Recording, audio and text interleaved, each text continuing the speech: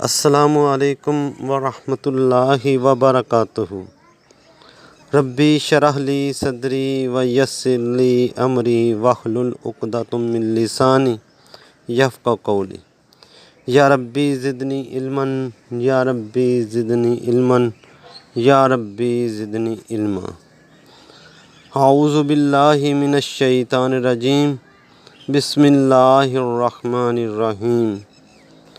فَبِأَيِّ آلَاءِ رَبِّكُمَا تُكَذِّبَانِ۔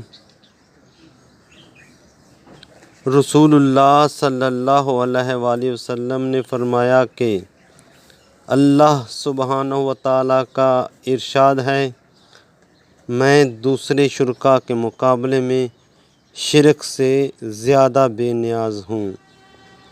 جس شخص نے کوئی نیک کام کیا اور اس میں میرے ساتھ اس نے کسی اور کو بھی شریک کیا تو میرا اس عمل سے کوئی تعلق نہیں، میں اس عمل سے بیزار ہوں۔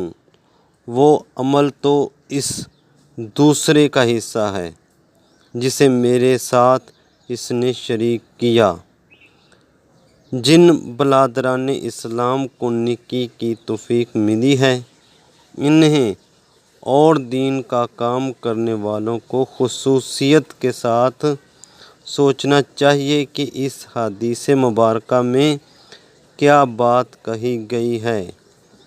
اس میں آپ صلی اللہ علیہ وآلہ وسلم نے بتایا ہے کہ نیکی کا جو کام بھی ہو، چاہے اس کا تعلق عبادت سے ہو یا معاملات سے، چاہے وہ نماز ہو یا اللہ سبحانہ و تعالیٰ کے بندوں کی خدمت، اگر اس کا محرک نام و نمود اور شہرت حاصل کرنا ہو یا کسی گروہ یا کسی فرد سے شاباشی لینی ہو تو اللہ سبحانہ و تعالیٰ کے ہاں اس کی حیثیت محض صفر کی ہوگی، اور اگر اللہ سبحانہ و تعالیٰ کی خوشنودی بھی اس کا محرک ہے اور لوگوں کی شاباشی لینی بھی مقصود ہے تو وہ عمل بیکار ہو کر رہ جائے گا۔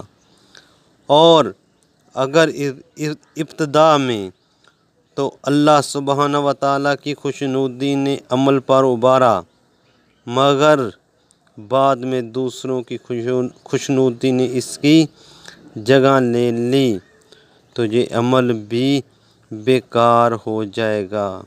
اس لیے بہت ہوشیار رہنا ہوگا۔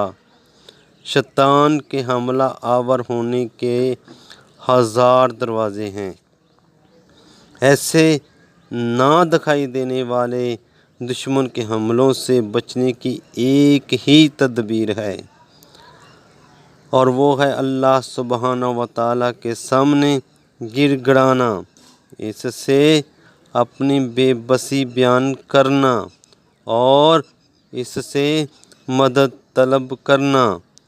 اللہ سبحانہ و تعالیٰ مدد نہ دے تو کمزور انسان شیطانی حملوں سے کیوں کر بچ سکتا ہے۔